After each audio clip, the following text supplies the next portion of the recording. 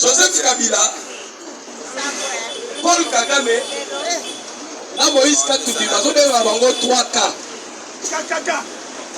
Les 3K basakanaki babundisa le fils d'Abraham, le fils de la promesse, le président qui incarne la vision du Dieu.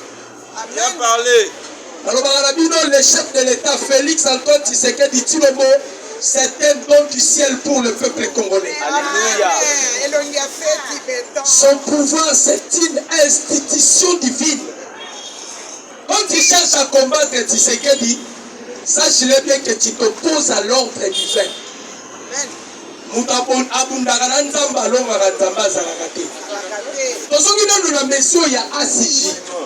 Monsieur Harris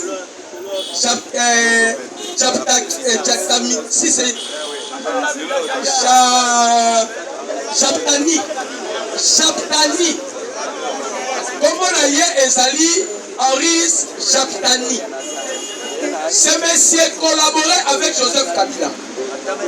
Ravitaillement ya ba M23 et pas ya ACJ. Babiloko bandai kotieka batu ba organe ACJ. Et puis à soi ba communicateur on va défendre kayeba ke na kozwa mbongo par mois bila. Mais c'est ya ACJ. Fifi Masuka. Fifi Masuka, sa coordonnatrice ya AFC na Kolwezi. Masuka, ce sont les gens qui combattent la vision chef. Il collaborait avec Nanga. Balala Kanananga, Balala Mukakananga, tant que nous comprendre les termes. Fifi Masuka, sa coordonnatrice ya AFC. Basa bato esengeli tokanga il est bese viva. Combien de fois David Nzamba loba l'homme selon mon cœur. David a tué Amela Makila. Mais Nzamba kiti na lola lobi voici l'homme selon mon cœur. Président Félix Mutulonga la Fifi Masuka sa mutako kanga na minute. Asa coordonnatrice ya AFC na Kolwezi. Masuka musala neza kobundisa IDPS. Mutapesi ba Masuka fonso se okiste kabuya.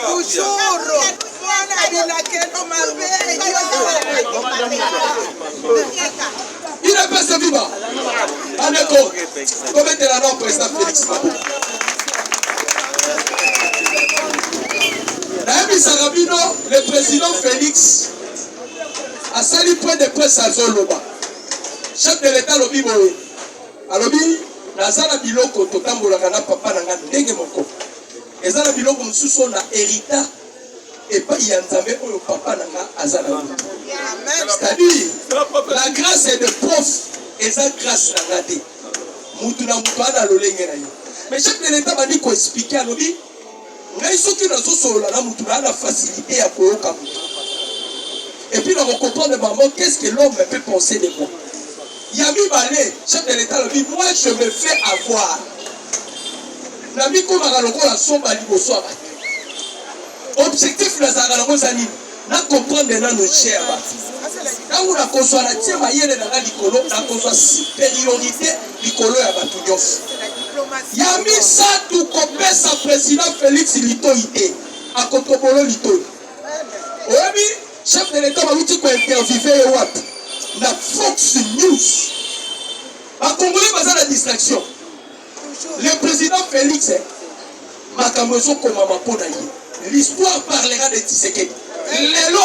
L'actualité est ça qualité. L'actualité on parle de la personne Tshisekedi. Na Virginie, ma sénateur, na Virginie, les sénateurs américains vont voter 33 sur 34 voix na faveur de la RDC. Comment est la présidente Félix Mabou?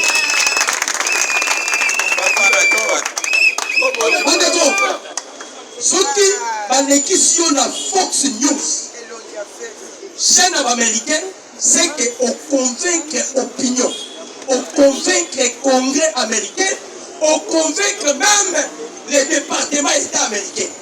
Balekisaka n'importe qui. Mais le président Félix Balekisaka la Fox News. Bon, la dernière intervention, j'ai vu des gens qui doutaient de Tshisekedi. Mais que Tshisekedi est dans la tête. Ah d'accord. Lorsque Dieu éprouve la voix d'une personne, il dispose favorablement même ses ennemis. Amen. Oh, dans ce monde, et sa histoire. Voilà maman. Voilà maman. Naloba. Là, ça colle. Ah d'accord. Dieu voulait frapper l'Égypte. Nous avons comment qui prend à bête à Égypte. Mais Nzambe a passé ordre à Ebisiba Israël. Alors, il soit makila. Au tient la balento la bino la bapoto. Quand l'ange destructeur passera. Et si ton ange accommode à makila à koko tapwa bomate, il épargnera cette maison. Nzamba anakata kopeta mokili.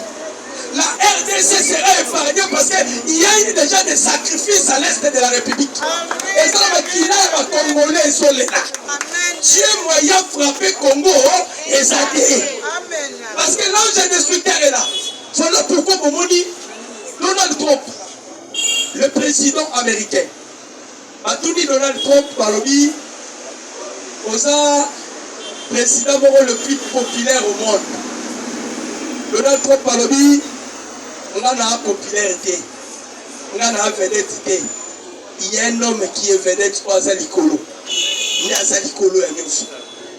Mais tu vois, ceux qui ont une aventure, Paul Kagame a vendu la Rwanda. Les Américains, Marco Rubio, a vendu Paul Kagame. A ébissé tellement Kende na Qatar. Pourquoi va-t-il Paul Kagame na Qatar? Pourquoi le président Félix Akendaki na Qatar? Toyebisi Pierrot Louara, ma jumelle na yo ezalaki wapi? Ma caméra na yo ezalaki wapi? Comment tu n'as pas su que le président Félix s'est rendu à Qatar? Andeko ba Congolais. Ba conflit ezaka na RDC. Toza na conflit mususu eza entre Pakistan et Israël.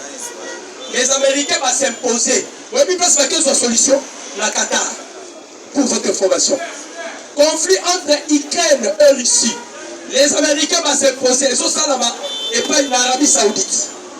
Et comme il y a Batini sur la Qatar. Pour le Qatar, mais Eloko Kimaki, Nangola, le 15 décembre 2024. À quel coup t'as la Qatar?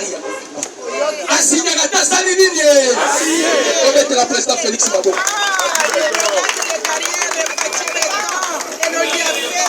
Le président Félix s'est préparé pour frapper les Rwandais. Mukontambo Kazalaki commis Bongisa pour péter Rwanda. Mais le président Félix a dit qu'il se rendre compte. Pourquoi il y a un mixage et un brassage et pour permettre de sauter au péter Rwanda. Qu'est-ce que le président Félix a fait maintenant? A convaincu la confiance, il y a arme l'arme le plus sophistiqué au monde. C'était la diplomatie. Amen. Le président Félix a dit Bitumbara Est la Zakunade. Moi, je dois convaincre l'opinion, surtout les Américains. D'accord. Amérique a tellement le baquet, on n'a plus besoin du Rwanda, on a maintenant besoin de la RDC. C'est fini. L'histoire a changé. L'histoire a changé. Kagame a passé ordre. La diplomate n'a rien dit parce que le Rwanda a été colonisé par la Belgique. Alors, parce que la plupart des Rwandais vont rappeler la nationalité belge. Paul Kagame a passé ordre. La diplomate n'a rien dit accrédité en Belgique. Basonga sans explication à Rwanda. Bango nyoso baboyi. La minute on a besoin bazo senga demander d'asile. Bas à la exilé la Belgique. Olivier Nouringere, le ministre des Affaires étrangères rwandais, Aningaka Kima lobi bakangi na Kagame. Oui, pourquoi bazo Kima? Andeko. Kagame va subir le châtiment. Ça, ce sont les 100 Congolais. Dieu a seule identité. Dieu est Congolais. Donc il faut y que Dieu est Congolais. Kagame a quel signé Biloko a Kanya qui co-signé. Pour vous dire, Joseph Kabila, Moïse Katou, Bango Nyonso, ils sont déjà anéantis. Vous voyez pourquoi ils sont anéantis? Vous voyez Sakabiso. Le monde que vous voyez est dirigé par la spiritualité. Si vous allez dans la Bible dit c'est par l'invisible que le monde physique existe. C'est-à-dire, le monde a été créé par la spiritualité. Le président Félix Azouba, peuple congolais, awa. Amemi biso na martyr. Batu bazwa ki yango aventure. Ok, komemamema ki biso na martyr. Akenaki kopesa nzambe ngambu ya mboka na ye Kongo. Jamais la kokoka ko diriger moko yoke. Soit Congo yo moko sala nini o diriger. Quand le président Félix a posé cet acte, Dieu a descendu dans un autre corps. Parce que on vit maintenant sous la divinité de Dieu. Vous imaginez que le président Félix a voyagé à Qatar. Paul Kagame était incapable de côté de Tshisekedi. Azoye bate o eza Tshisekedi, o eza Lumumba, o eza Kimpavita, ou bien o eza Simon Kimbangu. Je me pose la question, prof Nanga Zalata Awa, où sont les hommes de Dieu qui avaient prédit? Voilà la Bible dit on reconnaîtra un prophète par l'accomplissement de ses prédictions. Il faut que tu te réponds. On continue sur la faire prière avec qui est Kotanga. Ton équipe fait prière avec qui est Tanguité. Les gens oublient. Bande comme Congolais. Ce qu'on comprendre ma kamouya molimo, on va sous-estimer mon toit à sa première. Amen. Vous savez, Nzambe, différence entre Nzambe et Nabiso Batezani. Moutasali Likasa. Il ne peut se vivre. Moutasali Likasa. T'as l'avion. T'as l'avion Nengesala. T'as l'avion Nengesala. Mais vous t'as l'avion Sali Likasa. Différence, il y a avion à Likasa. C'est-à-dire, le président Félix a dépassé à Tandema Yabat. L'homme de Walikali, on a frappé l'ennemi. Comment dit général Wakangali photo? Si ma léopard, Yenda Zalaki neutralisé. Ya Zalion, ne bazomi benga balio, Bazalaki si ma léopard. Mais ce qui va étiqueter Zali, Bananga bazo comme la communauté internationale. Ok, tu sais qu'elle utilise, en comme il faut bombarder en aveuglante, bazo bombarder ma civil. Donc posez une question. Quand le président Félix a créé na Qatar, Yokenaki. Donc, Kagame parce que c'est Kagame. Le montant. Baneko. Basango humilié la force. Bakeko Lukamako, Mako et Bissi Bango. On a eu peine à la Rabio Romi Bali. Azota la Angola, Azota la Qatar. Parce que ma maître qui déjà Macron en garde. Imaginez les États-Unis ensuite, satellite na Ikana Rongoli. A Bissi Macron. Les États-Unis basusi ko Congo na maboko. Mako longola maboko na yo na makambo tali Congo. Si tu continues au kokuta na États-Unis na nzela na. Donc le président Félix a suivi Congo. Bako sabino teke tokeki Congo. Ce sont les on dit bato bazala ba mémoire courte. Tshisekedi a imposé aux États-Unis balongola MONUSCO. À l'heure où je vous parle, MONUSCO ça la carte au Kanabisaka. Et ça parmi préalable que le gouvernement congolais Sengaki. MONUSCO à l'Ongwa. On doit utiliser maintenant nos minéraux pour protéger le peuple congolais. Il est se vivre. Bon la maman. Mwana mama. Naloba. Nasakola. Tokanga biso nyonso ba. Bandeko bakongolais. La RDC. Bandeko tozalaki na kati ya poubelle. Tala ndenge nzambe azobimisa Congo. Dieu a utilisé quelqu'un dont le monde n'a pas tenu compte. Bato bandima kite. Lelo yo tout le monde a changé monoko. Accomplissement ya prophétie à Esaïe. Le pays coupé par des fleuves. Au-delà des fleuves de l'Éthiopie. Nzamba kokita na pays wana. Nzamba kovanda na peuple wana. Parce que c'est un peuple qui donne des offrandes, qui donne des dîmes. Ce sont des peuples vigoureux. Parce que la divinité a quitté les cieux. La divinité s'incarne dans le corps de Tshisekedi. La Ebisa Kabino, Likamu Yaku de Kabolongola Yango. Aminele, Bavandi Bangomo Balobi, non, on a vu des hommes. Mais Tshisekedi, c'est un homme extraordinaire. C'est-à-dire, Azam ordinaire.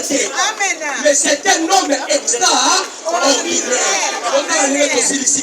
Quel est ceci là? Le 4 avril, applicabilité à 27,73. Ça, c'est notre clé de délivrance. Pour empêcher notre clé de délivrance. Comme Tshisekedi est le type de Jésus. Jésus-Christ est allé dans le séjour de mort pour récupérer la clé de la délivrance et de la vie. De la même manière, Tshisekedi est allé là où il y a des formations, là où il y a des occultistes, là où il y a les Illuminati. Il les a ravis la clé de la délivrance de la République démocratique du Congo.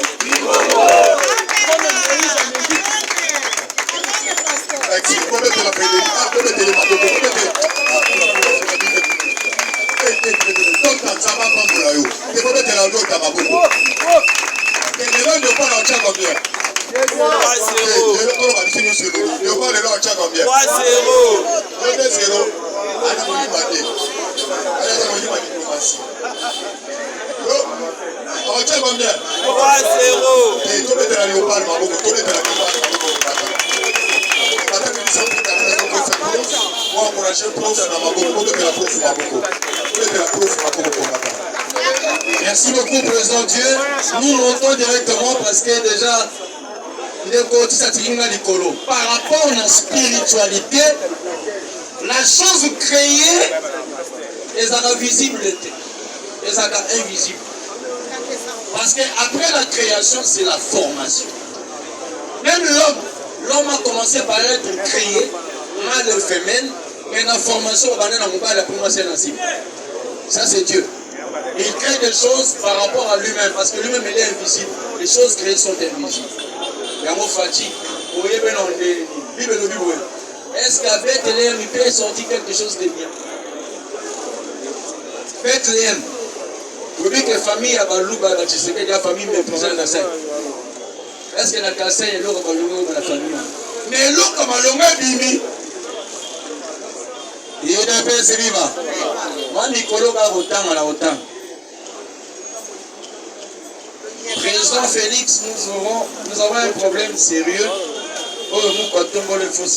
Ce matin, quand on allait à j'étais sidéré à un moment que les gens font le débat sur Walikale.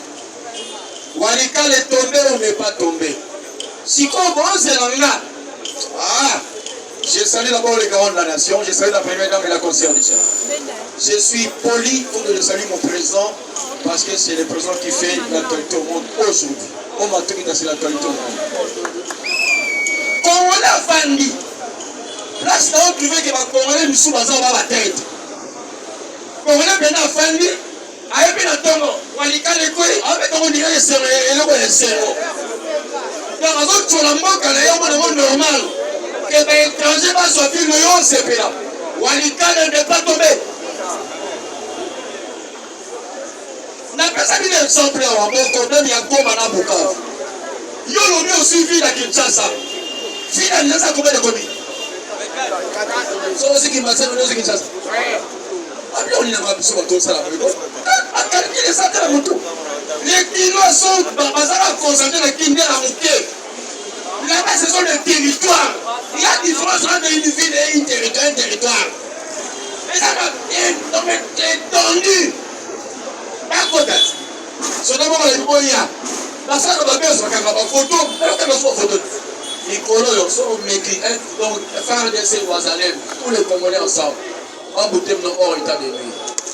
Mais, si nous voulons réussir, on a donné conseil quand même aux garants de la nation. Il faut que Fatiko soit les locaux parce qu'on en a marre. Il y a comment on n'a pas bêtise chaque fois. On dit c'est j'ai lu. Même si on peut payer $1000 aux militaires de FARDC, ils ne peuvent jamais gagner la guerre contre la coalition 1-23 AFC-RDF à cause de deux choses.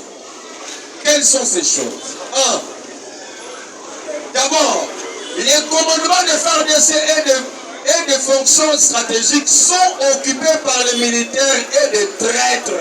Ce sont des infiltrés et des traîtres. Donc il faut le commandement de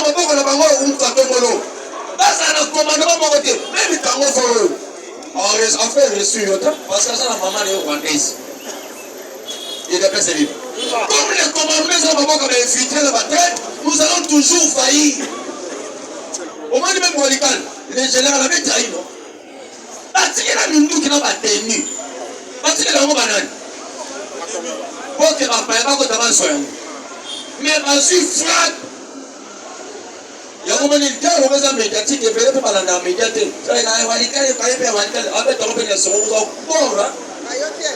Il est persévérant. Deuxièmement, tous les plans de FARDC sont connus par l'armée rwandaise à travers leurs frères retraités qui sont dans le FARDC.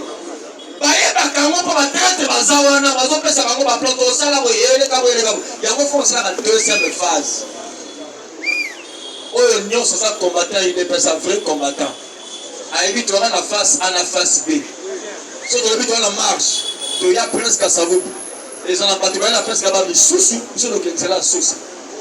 Vous comprenez? Mais quand tu entends tourner la service centrale là, tourner la côté, il y a la sirène, et tout le monde a rebellé. Il est personnel et il y a une partie formée. Donc, présent, ceux qui ont la stratégie, qu'on peut s'assurer vraiment la stratégie.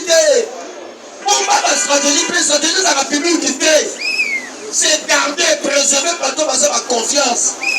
Qu'on peut s'assurer à deux, ok? Il y a moi, mais je vais dire la bataille sénèche. Chers combattants, il y a des moments où on est calme, des moments où ça va calme. Bataille sénèche. Le Conseil national de sécurité. Je vais envoyer le Canada pour qu'on vous l'a dit. Si vous avez soit ton lobby, on sinon on va vous appeler. Vous venez un peigné. Et peigné passer la top, il a dit des bêtises. Quand même le président de la République. Et peigné, maintenant, vous allez attendre comment vous interpeller. Attends au Canada, vous si vous allez attendre comment vous voter. Et peigné, ça va protéger, puis on va venir à la ville. Donc, nous allons se souvenir à la ville. Ok, Malabino. Hier, le Pénin passait sur top comment? Il a vilipendé même le chef de l'État. Alors, il présente, j'ai échoué dans le coup de la donc, à ce moment-là, on dit que mon nid dans ma zone là-bas, pour interpeller, depuis lobby, si le tombe, dans cette interpellation, mais quand on a le bas, on va interpeller madame Ouya. Dans mon temps, on peut savoir notre convocation. Il y a un convocation. Si on aucun cimetière la prison. Pour ça, les présidents de la République, bâtiment va souvent le parlement dans le Sarana, et puis ils sont à tonton comme ça. Et à l'équipe de la radio, même le top Congo. Et là, tout le monde de construire à Zoa Solisel. Nous, donc, on a top Congo. Top Congo fait passer des bêtises chaque jour. Même les Cabandiero, c'est top Congo qui parle souvent. Bakanikel, comment Bango va être Bakanikel, voilà. Qui les informe? Il est pas vivant. Nani informe à Bango, même mon caméra va vous faire le pays. Nani informe à Gaï. Moi, je vais bien été. Il a eu l'information où? Parce que comment il n'est pas son ennemi, c'est pour ça la connivence. Vous voyez, Mani? Mais ah, bon, le baril, vous faites l'igné. Mais sur la besoin de regard, être un combattant.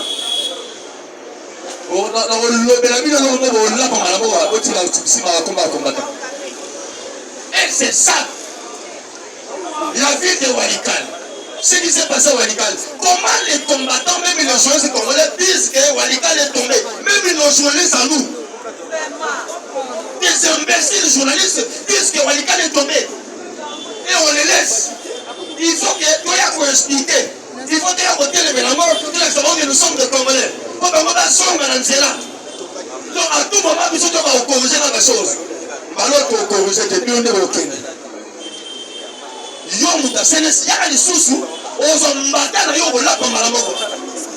C'est bizarre. Combattant, chaque problème il y a présent, on va s'arrêter par contre des agents. Maintenant, c'est la volonté, mais c'est que même le président, c'est le référé dans la schéma catholique. Vous voyez bien le mot, on s'en est renté. Ce moment, l'ennemi d'ailleurs, c'est comme ça, Moutouté, Babaza complice.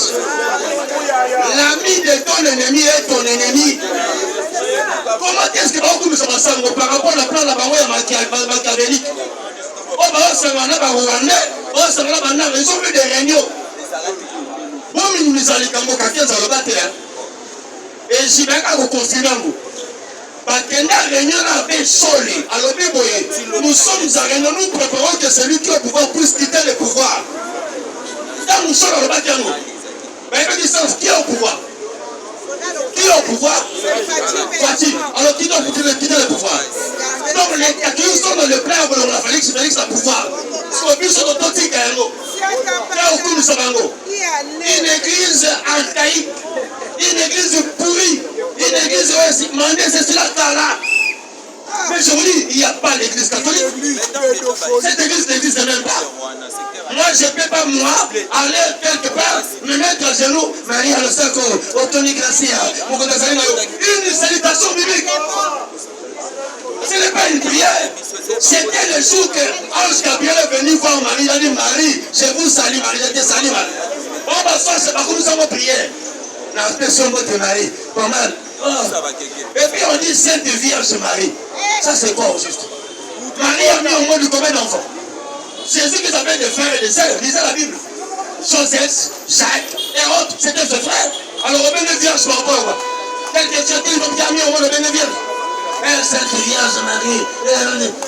Bah, hypocrite. Alors ils sont des impudiques. Les gens les consortent. Maintenant, il faut un plan contre le président de la République. Quelqu'un vient les approuver. Et pour faire nier, pas d'attaque, pas d'arrestation, pas d'interpellation. Combattant, on m'a prêté un sac. Malo est plus sur la Bible. On m'équipe au monde. On a sabi que, papa, mon poutou n'a ma tasse, sinon ce qu'on a été rapide.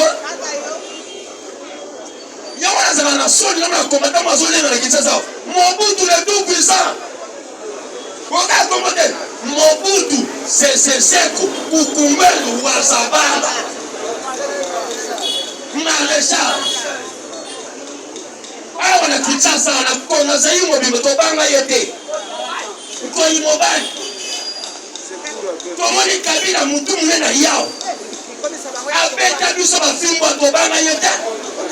Oh, tout à l'heure, Moutou Mouketi, Nina Yao, tout à l'heure. Donc, ça dit, Koboye, Koboma, Tobanga Yete. Kabilo. Si on comprend que la Congolais, laisse aux alliés, tout comme le Congolais, il faut faire nos niais. On va faire la yopéra. Yo, c'est un tour de Moya, et bien le mini, il y a des couilles qui a solo. Et Fatia le mini. Yo, c'est la carte, il y a le mini, il y a yo. Quelle est ta réaction? Quelle est ta position? Nous consommons à son ligue, l'accent de la Missala. Même les Zambes, la foi. Sans œuvre est une foi morte. On dit la misala. On est fatigué comme c'est je vous dis la vérité, moi, je vends mon présent partout, même dans ma famille. J'ai mon fils qui s'appelle aussi Tshisekedi. Quel est le présent? Fatih béton. Fatih béton. La côte à moi, on a incliné que le présent c'est Fatih. Comme mégaté, autant comme nous support aux abords.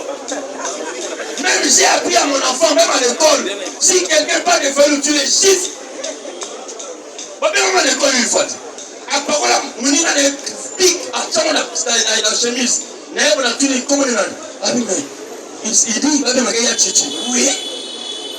Il faut babenganga ya chichi. Babenganga mouton oh ya sepeli. Même la Bible dit, la manière dont on considère mon titre, voilà, il y a un peu ça, ah mon on peut bien. Il y a bien la combat, c'est bien la faille. Il y a un donc maintenant un professeur. Il y a un bien un combattant congolais. Et ça sonne. Non, on a comme sous. Pas qui même qu'on va recevoir une mission. Parce que, à Oban, il y a un banana. Combattant, là qui est au banana. Si on n'a pas bien la vie, fatigue à quoi il y a bien à quoi. Parce qu'on doit être fidèle à son président. Même la Bible dit qu'il faut prier aussi pour son président. Il faut prier aussi pour sa ville car ton avenir en dépend. C'est aussi les Écritures. Même la conscience de la mission. Mais quand on voit et ça monte autre ma coquille à côté de la papaye pour la côté mon côté mais ça passe. Le corps a match à l'élo. Il y a des bien. Pour qu'elle n'a match. Yo côté stade on s'en tout. Boya belé. Rosa bango lelo. Président qui boya belé on s'en tout la match. Match de style mais bien au bimate. Pour rejoindre bien la carte kuna. Oza ngambunda. Kanda nami aussi le pas la bien dans notre lelo. Président qui boya belé. Batala muta on t'a boya belé boya manzema. Boya manzema feu. On va y te boire. Il y a manzema feu la salle. Il y a le bas nous sommes dans le match à léopard. Ouais, ça match à léopard, match à Mboka, pas l'école. Donc nos joueurs sont venus représenter le pays. Lorsqu'on se dit, pas un nama, il y a pas un nama. On se fait pour tout. Il y a un bagarre, en sécurité. On tire ça du polé, les bacotes. Tu as vu, on tire mon bacote. Ben, Agnos. Mais pour pas demander, et c'est mon boulot. Il y a un côté la Walika, ils savaient qu'il va y avoir une habilité. Faut penser dans l'eau. Pourquoi il va avoir la kini? Pas quand on va photo, pas quand on va photo. Parce que nous avons la poste, on va aller à la ville, à la santé, pas quand on va photo, tout le monde. Ce que nous est de l'autre côté, c'est qu'il y a aussi rien. Congolais, ne nous perdons pas dans des bêtises. Moi, je suis un révolutionnaire. Oli Misanga, je suis un révolutionnaire. Moi, je n'aime pas des faiblards et des inaptes. Inaptes même intellectuels. Je n'ai pas un président Soba, j'ai un président tellement intelligent et sage. Alors, il faut que ça valait, il y a président dans l'activité. Il a prouvé dans le monde entier mon président, c'est du colo. Il te paie ce vivant. J'aimerais dire pour l'église, combattant, au Congo, est-ce qu'il y a une église? Pour ça, la blague, quand on parle d'église, ce sont les gens qui ont quitté quelque part pour aller quelque part. C'est l'exode. L'église, dans le bande de la bien, hier j'ai suivi un Camerounais. L'église qui est au côté. Oh, l'église, c'est au milieu du village. C'est quel village? Au milieu de quoi? De quel village? L'église ne peut jamais être au milieu du village. L'église est au côté de la vérité. Parce que l'église, sa base, c'est la vérité. La vérité, c'est Dieu. Et l'amour, c'est Dieu. Amen. Moi, je n'aimerais pas parler ici comme j'ai écouté quelqu'un ici, pasteur. Vous dire que l'amour, même il pas les aura profit. Ça, c'est l'imbécilité. L'amour n'est pas le profit. Les mariages, c'est la profiter. Les mariages, c'est un engagement pour la vie entre un homme et une femme. Ça, ça profite. Ça veut dire, on a mis moi, si pas l'amour rebelle. Comme on va pas la famille, l'amour rebelle. Non. L'amour, comme tu as dit, l'homme quittera, s'attachera avec sa femme devenant une seule chair. Papa chéri. Parce qu'au début, ils étaient un. Il te plaît, c'est vivant. Il faut tout ça, la biloko, il y a un loba. Quand on sort dans la mission, il y a un mission, parce qu'on risque de mettre dans les bakous. C'est comme moi. J'avais dit, j'ai l'amour de mon président. Je l'avais imaginé comme une femme. Qui est dans un adepte là-bas, pourquoi? J'ai l'amour de mon président, je l'aime. Je dois aimer mon président. Même Jésus a dit ceci, c'est lui qui m'aime, qui m'élève. Lorsque moi je serai monté, moi je l'attirerai. Quand tu élèves ton président, il t'aimera aussi. L'amour, il y a la réciprocité. Quand tu n'aimes pas Fati, à Saloni, il a fait ce vivant. Et Bélé, voilà ma Fati dans mon loco. Maintenant, Bélé, mon loco. Batangi bato, basumaka Péro Loire. Batangi Olive, Batangi Kamere, Batangi la Moutoumou Songolo. Mais vous oubliez aussi une femme. Olive Lembela, mais il y a aussi une autre femme. Cette femme se cache parmi nous. Il n'a pas celui-là. C'est à toi, on a la vérité, monsieur. Fifi Masuka. C'est Masuba. Excusez. Combattant. Il a mandé à Koloba. Il a passé la voiture. Il n'a pas envoyé depuis qu'elle a n'a pas envoyé sur le dé. Mandé au Boya, Fifi Masuba. On a dit ma qualité. Parce que qu'il y a un S, la Katanga, la base, la carrière, il y a un peu de Fifi Masuba. Dernièrement, j'ai vu ici un monsieur qui est avocat à Sarana Kamer et l'ANC. Il a prié par pasteur Ouad. Ça se juge d'un coup constitutionnel. Kamoulette. Son prénom c'est Franck. Son nom je ne vais pas parler. Il est à l'Est. Bagota Bakarim Minier. Un voleur, un fidèle voyou voleur. C'est ça aussi le Congo. On met des gens dans la place où les Seigneurs pour la combattre Bozala. Mais des pardons, des voyous comme ça, on tape le Congo, on doit se là-bas au Mambon. Notre tribunal pouvoir de la Bissot.